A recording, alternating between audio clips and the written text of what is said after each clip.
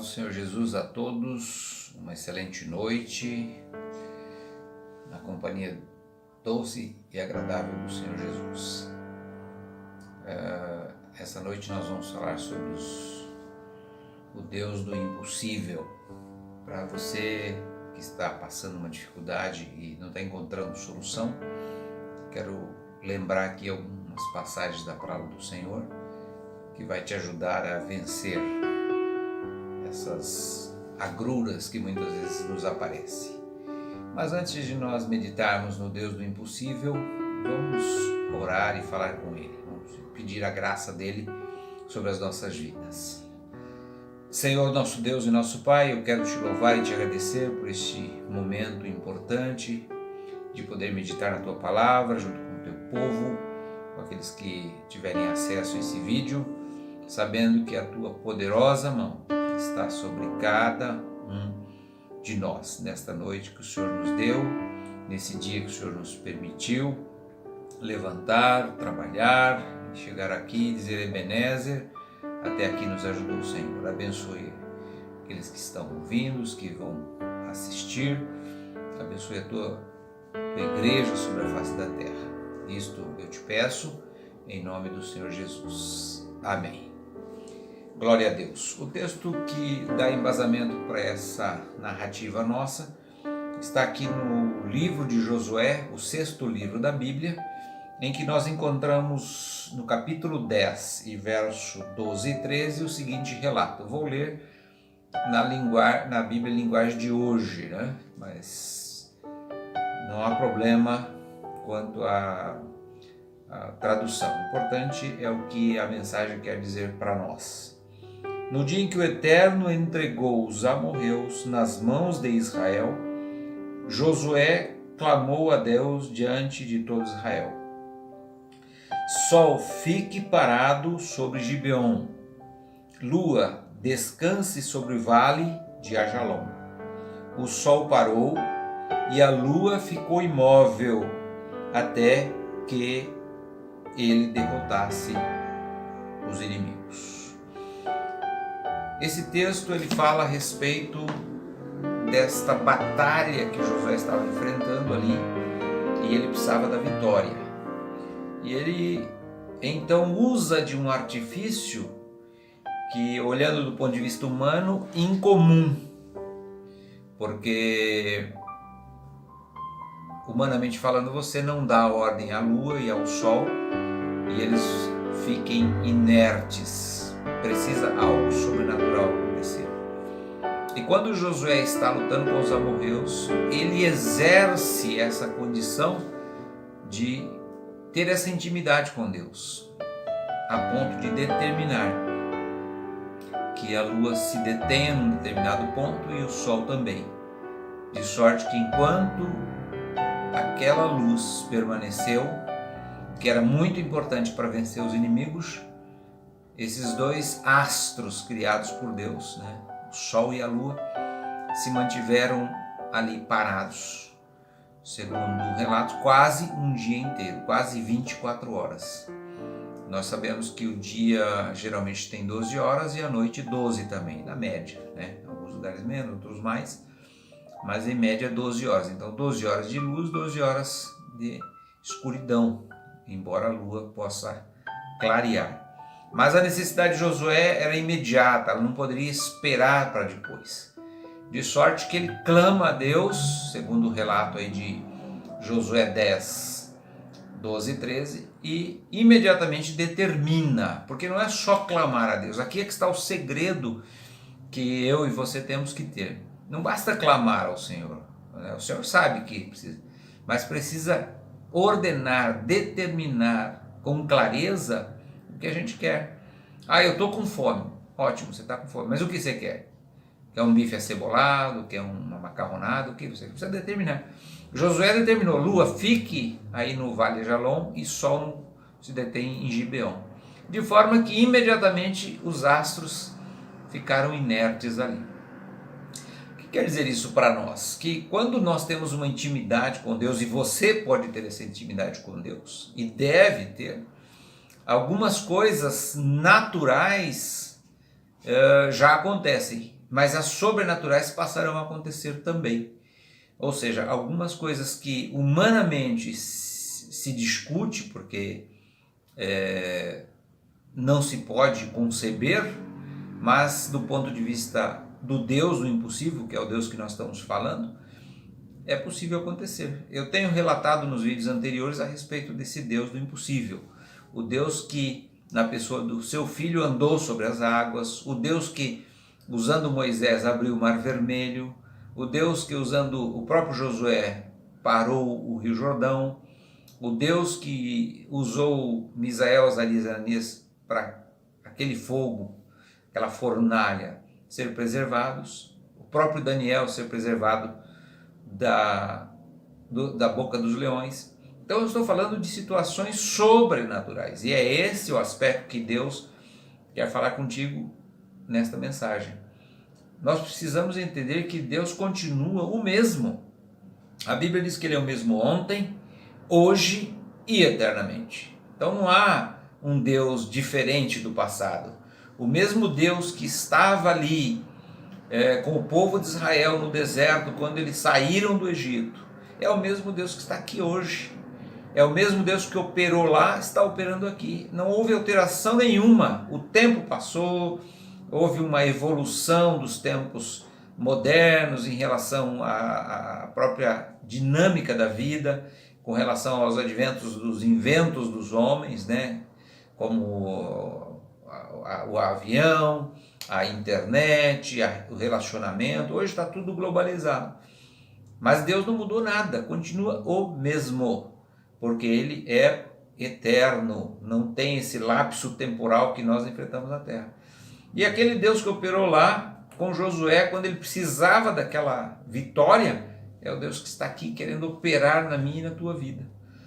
Precisamos ganhar experiência com Deus. Deus permite entender a sua palavra para que eu e você tenham experiência com Ele.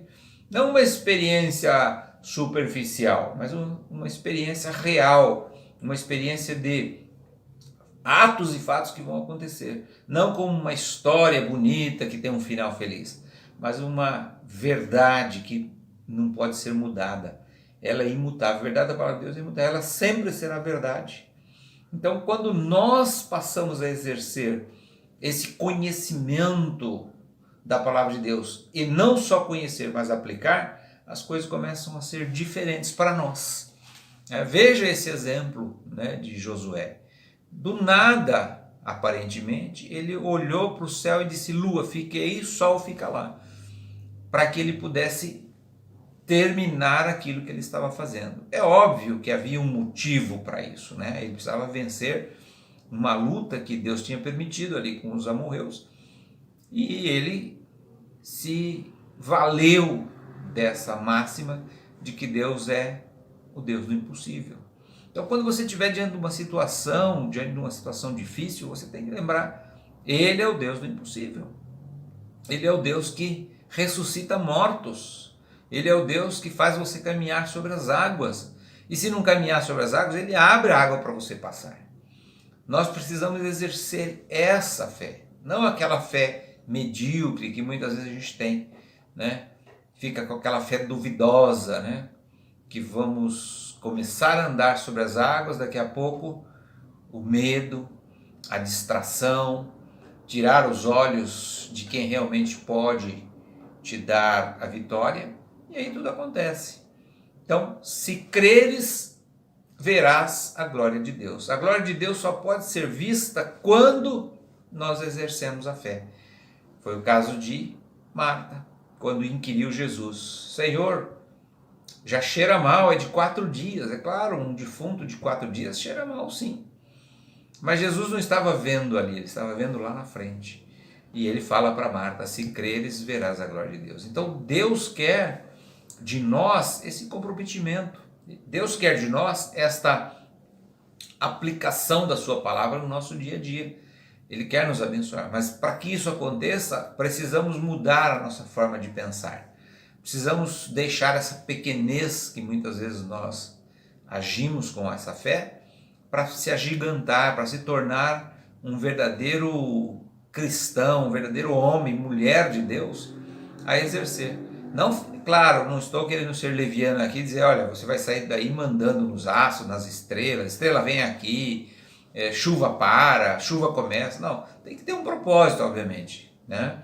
Eu sei de relatos e aconteceu comigo, vou ser breve. A gente estava construindo uma igreja, tínhamos comprado umas folhas de alumínio para cobrir, e à noite, não deu tempo à noite, não fiz como Josué, obviamente, não determinei que a lua parasse ou o sol, porque também não era um motivo assim de tanta veemência, mas deixamos a telha lá, e à noite veio um vendaval forte e as telhas começaram a voar, e eu me lembrei de que Jesus disse assim, coisas maiores que essas farão quando eu for, e ele foi e nos deixou esse legado de você poder determinar para a glória de Deus alguma coisa sobrenatural. Eu saí onde estava aquela ventania muito forte ali, onde estávamos construindo a igreja, e apontei minha mão para o céu e determinei, cessa agora essa tempestade, cessa agora esses ventos fortes, cessam agora esses ventos fortes. E na hora exata em que eu terminei de falar pela terceira vez, o vento fez uma lufada bem forte e cessou. E dali para frente foi uma bonança a noite inteira, o dia inteiro, terminamos de cobrir. Significa o quê? Que eu exerci uma fé que Jesus disse que eu poderia fazer, para a glória dele, né? Não fui lá para me engrandecer, era noite, estava sozinho. Então, da mesma forma, um missionário no passado, eu tenho um irmão que eu conheço, estava lá na Praça da Sé, estava garoando, e todo mundo ali com a Bíblia aberta, ele pregando o evangelho ali perto da Praça da Sé, quando começou uma garoa, e ele disse, irmãos, eu estou falando da palavra de Deus e não é justo que a gente fique nessa garoa, eu vou orar e vai parar. E aquele missionário imediatamente determinou que cessasse aquela garoa. E foi como no abrir e fechar de olhos, cessou imediatamente aquela garoinha, que é costumeira em São Paulo, agora em menos quantidade. Ao terminar a mensagem, ele disse, agora os irmãos abram seus guarda-chuvas, porque vai chover. Quando ele terminou de falar isso, os guarda-chuvas foram abertos e começou a chover. Esse irmão que eu conheço, congreguei com ele, presenciou esse fato. Então não é uma narrativa de alguém que ouviu falar. A narrativa que eu dei aqui, minha e desse irmão, são verdadeiras, né? Diferem de Josué? Não, porque nós determinamos no mundo espiritual algo necessário para a glória de Deus, né?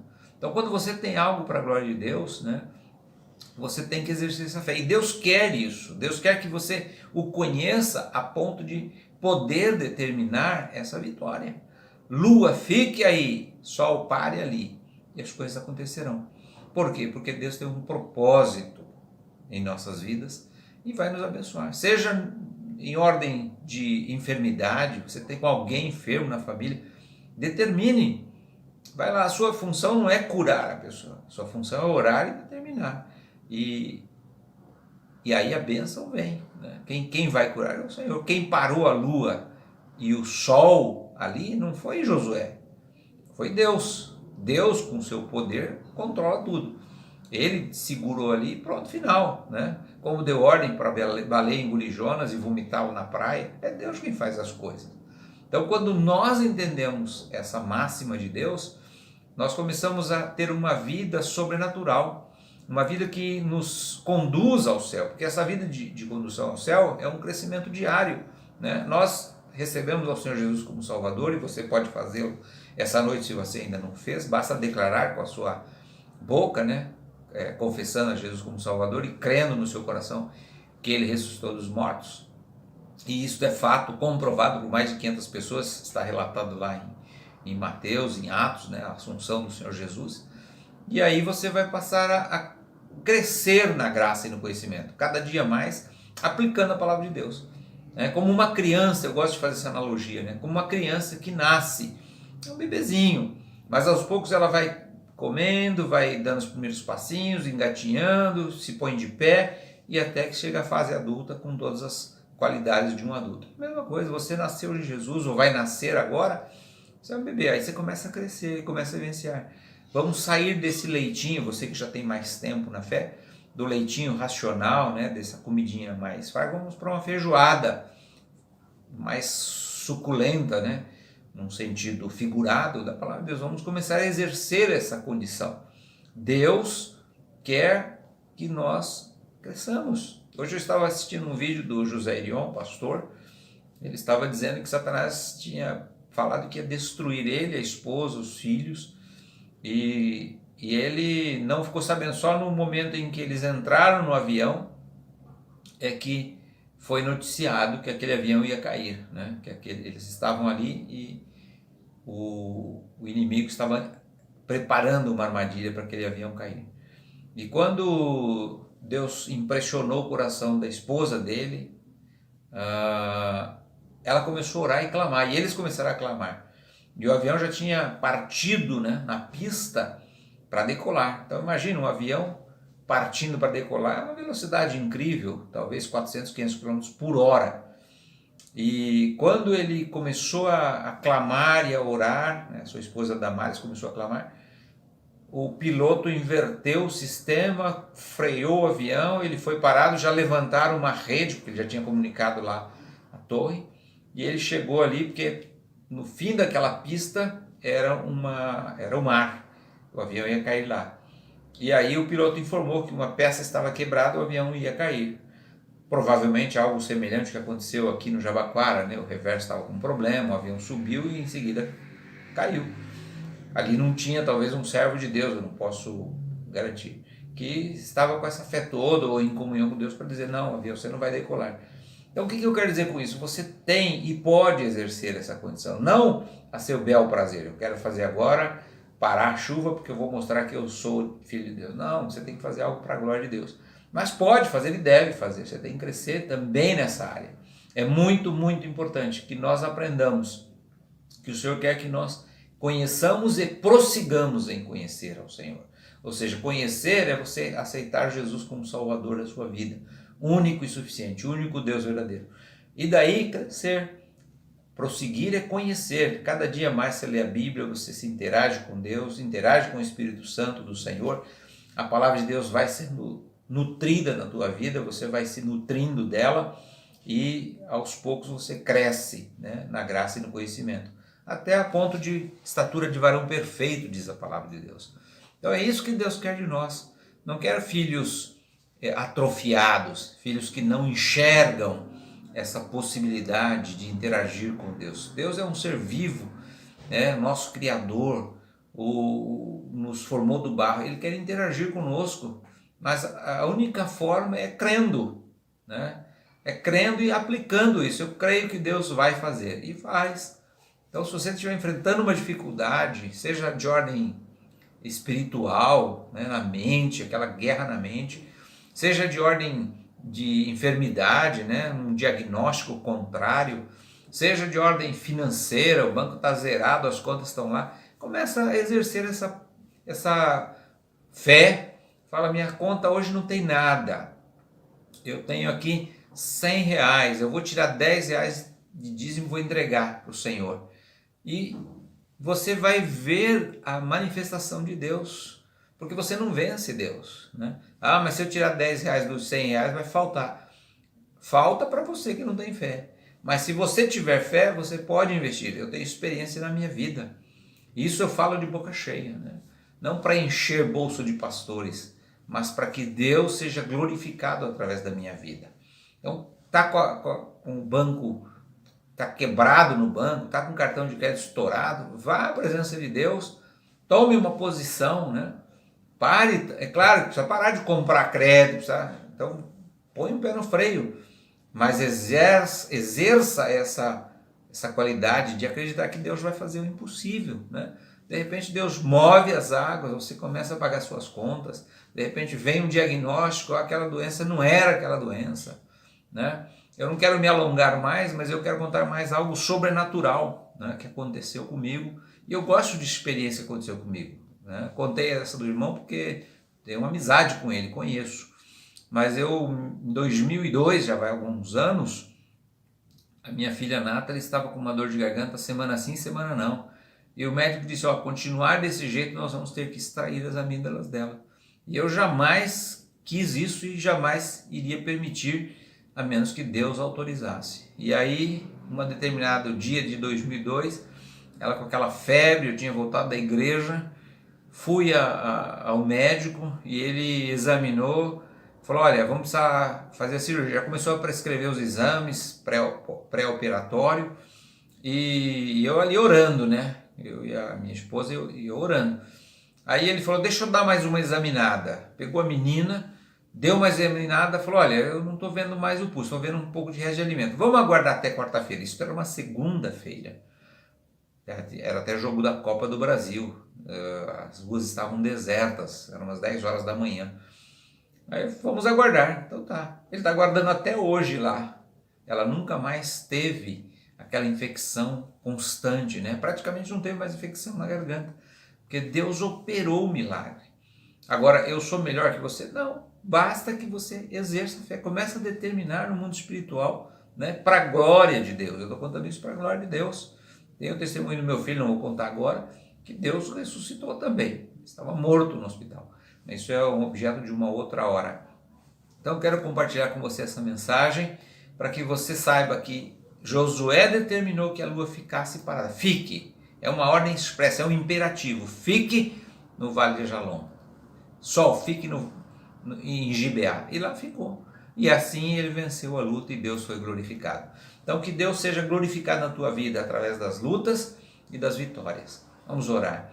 Senhor, eu quero te agradecer por essa oportunidade de entender a tua palavra, os teus desígnios e sobretudo de poder dizer, o Senhor é por nós, quem será contra nós? O Senhor está conosco, o Senhor é o Deus, nosso refúgio, nosso socorro bem presente na angústia. E podemos contar com o Senhor nas mais terríveis situações. De sorte que o teu amor se estenda e atinja as pessoas que estão assistindo esse vídeo.